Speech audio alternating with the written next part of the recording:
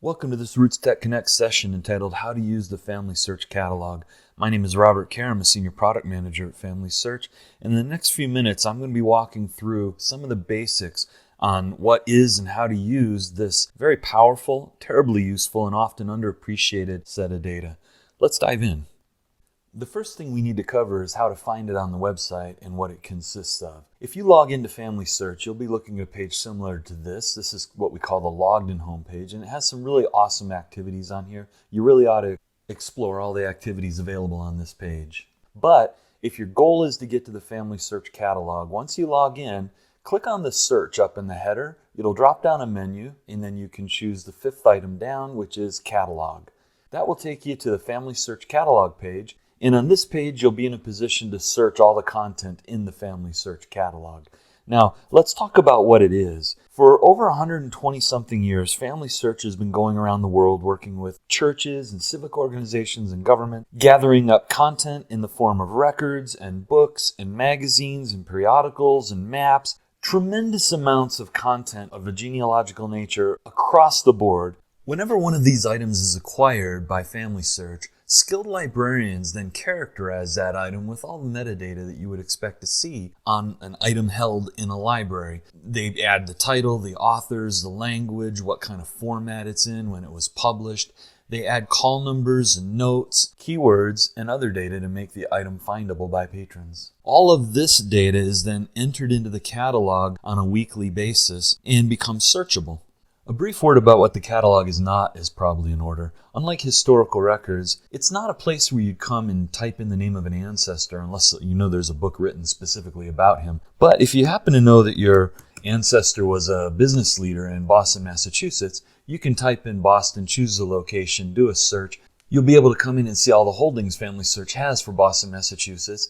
And by clicking around, you might find a book about the aristocracy of Boston, their business leaders over the last 40 years, and that book might mention your ancestor in it. Before we dive in and do any searching, let's do a quick tour of the catalog search page. The first thing I'd call out is that there's a link up here to learn more about the catalog itself and how to access materials.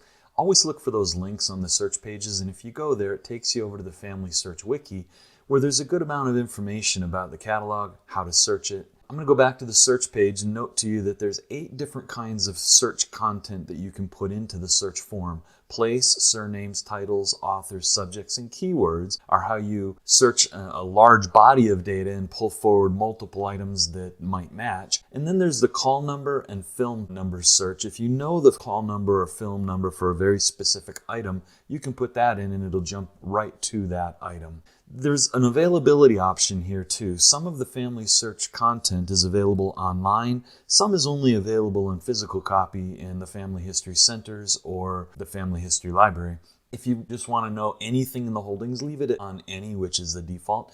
But if you only want to find things that are available for you to see on your computer right now that have been digitized and made available online, click the online option. If you really only want to find things in a very specific Family History Center, you can click that last option and you can choose the Family History Center, and there's many of them that you want to search the holdings of. I'm going to leave it back on any.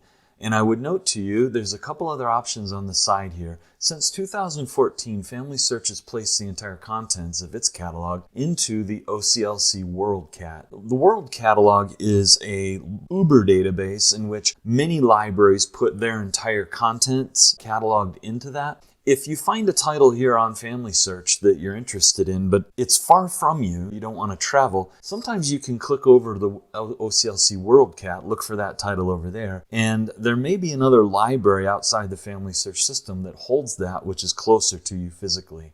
Let's do a quick search in the catalog to demonstrate how it's used. My goal is to find a probate record that mentions the guardianship of James Bown, and I believe that probate record was probably entered into the record in the 1910s. But knowing that probate records are stored at a county level, not a city level, not knowing what county Price is in, I'm just going to choose to type in price, and I find that it's in United States, Utah, Carbon County. I don't really want to choose price. I need Carbon County's records. I can go and type in Carbon, and it gives me a list of places in the world that match Carbon, and I can choose United States Carbon, Utah Carbon. That's going to give me all the records for Carbon County. And since I want probate records, I really don't want to look at all the records for Carbon County, so I can type in probate records, then do my search.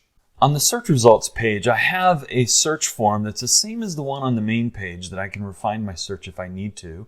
At the top, it tells me that Carbon County was created from Emery County. It's part of the United States, the state of Utah. And if I want to see all the cities that are inside Carbon County, I can drop that down. This allows me to drill deeper if I didn't, for some reason, need to get into the city records. Now, in my case, my search returned two different subjects.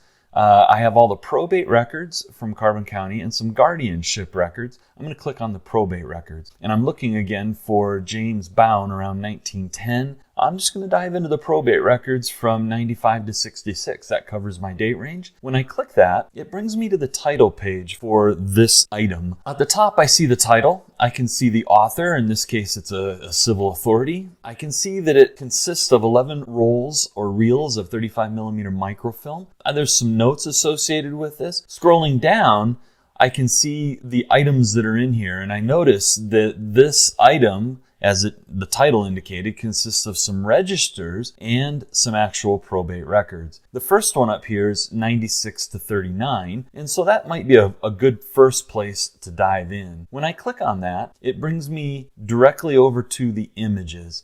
And now in a register, it's going to help me understand where to find the information. And so I'm going to click on the first image here that looks like it has something, and I see that it's a list of surnames with an A. Using the tools here at the top, I can go forward and back one image, and so I'm going to click the next button. Gladly, that brings me to surnames with a B. Looking down the list, I can see these surnames. They're all handwritten, but I can look and find James E. Bounds, and I note that it's on page 179. Now, how do I find that? Well, the way I want to do that is to jump forward and remember that the image number and the page number are not the same. Once you get into the registers, there'll be a page number in the image, and that's really what you're looking for. So I would go back to the images and I would start moving forward. And it turns out page 179, and you can see it there on the image, is on image number 128 up here in the top left. And on that page 179, I see James Emerson Bounds, and it's a list of the various papers that are part of his probate. Let's just jump to the very first one. That was entered into the record June 1st, 1916. So with that date and the title of what I'm looking for, what I'm going to do is I'm going to jump back over here to the main listing for that title, and I'm going to move down from the registers into the actual probate records. This set right here covers 1895 to 22, which has my 1916 date in it. So I'm going to go ahead and click the camera icon, and that's going to take me over to a set of images on that film. Now I need to figure out how these are organized, and if I click on one, I can look and see the day that this is on, and usually those are near the bottom somewhere. You have to kind of look for them. There's the 25th day of February, 1895. If I go to the next image, what I'm going to find is that these are organized chronologically. And so what I need to do, I'm on image 16 up here in the top left. When I move out, I'm going to go back and I'm going to jump forward. When I get out to image 188, I look at the date and I'm there. It's the first day of June, 1916. And when I start reading it, it indeed talks about the guardianship of James Emerson Bounds. So there's the record that I was looking for. And to do that, what I did was I went to the catalog. I found the probate records for Carbon County, Utah in the right time. I looked at the register to find the papers and what pages they were on and the date. Then I jumped over to the records, looked at the images one by one until I found the correct date, and there was the record. One of the more powerful searches in the catalog is the keyword search. You don't even have to put anything in the place field. You can just do keywords. Suppose you wanted to see if Family Search had any information at all on Welsh settlers in North Carolina. All you have to do is type Welsh, North Carolina in the keyword field and do a search. It's going to bring back quite a bit. I have 88 different records, but I know I'm looking for ones in 1820. So I can actually go and add a date in there too and modify my search and update it and come up with just those records that Family Search has in its holdings that deal with Welsh settlers in North Carolina covering the years of 1820. This first title, Descendants of Hardy Settlers, is interesting to me. I'm going to go ahead and click on that and be taken to the title page. I look at it and I find the author. The format is a book, so this is a physical paper book. I have a subject class and a call number here, which is awesome. That tells me I should be able to go to the shelf and find that title. Notice there's some good notes here. It talks about surnames that are included in this title, and I can even click on some of these surnames and jump to other books that might be about that family. When I come down and look at the call number, however, at the bottom it says not available. This title's not available at the Family History Library. That's where the WorldCat comes in. Family Search has uploaded the entire contents of its Family Search Catalog into the third-party OCLC WorldCat tool, which is the Uber catalog for many different libraries. When I click on WorldCat, I'm taken out of Family Search over to the WorldCat system, and I learn that not only does the Family History Library have it, unfortunately it's unavailable, but also there's 3 other libraries, one in Independence, Missouri, one in Allen County, Indiana, and one at the University of South Carolina. So I can choose whichever one's closest to me, and then I can go get the book over at that location. So to summarize, the Family Search Catalog is an essential data set. It is the Uber collection that lists all of Family Search's holdings found in all of the other types of data on the website. It lists physical books and magazines as well as all the online collections and microfilms. It is a great place to start if you want to see if Family Search has anything that pertains to a location, a type of collection, a date range. It allows you to search in lots of different ways by place, surname, title, author, subject, keyword. Or if you know specifically what you're looking for and have a call number or a film number, you can put that in.